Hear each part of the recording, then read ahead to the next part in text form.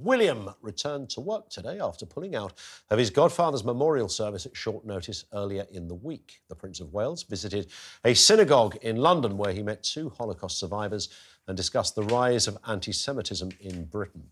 During the engagement, he was given a bunch of flowers for Kate, who is still recovering from abdominal surgery. William shared a message from him and his wife while talking to Jewish students. Both Kath and I are extremely concerned about the rise of anti-Semitism that you guys have talked about so eloquently this morning. And I'm just so sorry all of you had to experience that. It has no place and it shouldn't happen. So, yeah, and that's why I'm here today, is to reassure you all that people do care, people do listen. Meanwhile, Queen Camilla is also holding down the fort while King Charles receives cancer treatment. Today she met Ukrainian First Lady Olena Zelensky at Clarence House to mark the 2nd anniversary of the Russian invasion. What I took from this wasn't about royal duties, actually. It wasn't about, oh, William's back, I wonder where he went. It wasn't the fact that Camilla's deputising all over the show. My takeaway from this was the anti-Semitic issue and the fact that he met Holocaust survivors. The fact that in my phone I have the number of 3 Holocaust survivors who... my point is, this is how recent this is, and this is why the whole point of battling anti-Semitism is so crucial and so important, that people who were literally there are still alive. Yeah. And we must never, ever forget that. So when William, as a very senior member of the royal family and a globally known figure, meets people, I think that is, I hope that it at least brings the story a little more alive to people who still don't get it.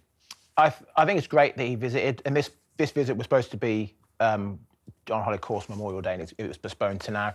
But after last week, when he made the statement about Gaza, I think he's now going to have to go and meet with some Muslim leaders or go to a mosque, because people are going to see this and they're going to say, well, when the massacre happened October 7th, he put out a statement. Then he said nothing until last week about Gaza. Now he's gone to meet some Holocaust survivors.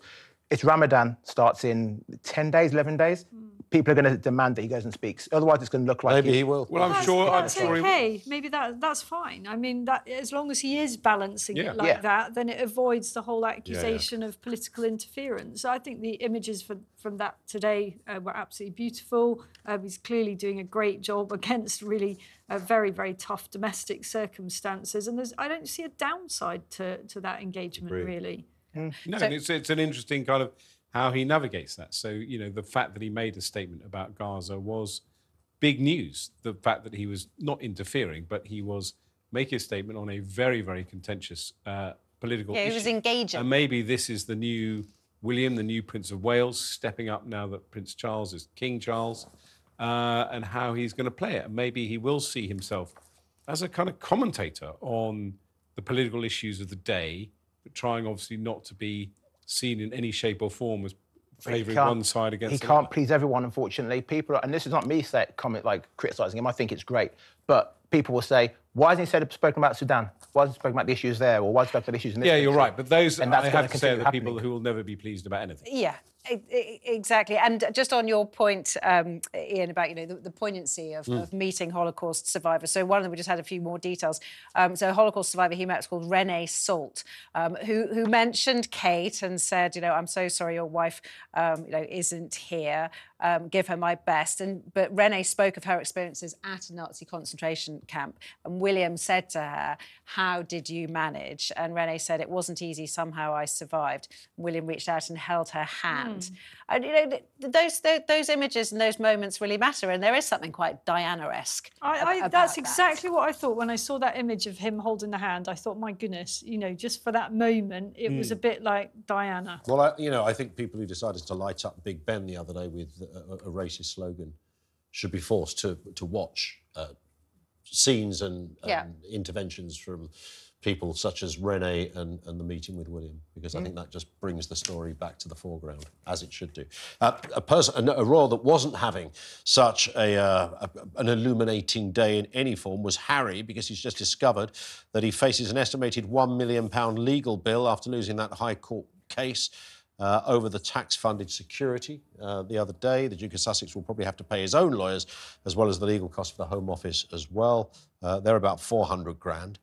And that was before the 3-day trial in December. So unless he wins an appeal... Pocket change. Yeah, he can afford that. It might damage you a little bit, but Harry will be fine. Do you think? I might help him out. If he does a GoFundMe, I might throw a few quid in. It's a very odd case, though. I couldn't work it out. What was it all about? Oh, it's a whole other subject. Vaizey. Why didn't you just, We'll tell you during the commercial break. He doesn't need personal protection from the Mets. You just get on with it.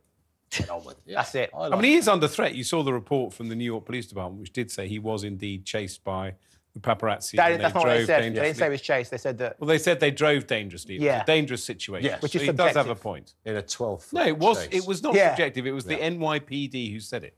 That's true. Subjective, but dangerous is subjective. Yeah. What is dangerous? Driving on the pavement is dangerous? Yes. Yeah. Driving on the pavement at 2 miles an hour? Still dangerous. I prefer the opinion guys. of the NYPD to the JJPD. Guys, Thank you very much. It's the talk, not Top Gear, all right? We'll move on to that on another show, I'm sure.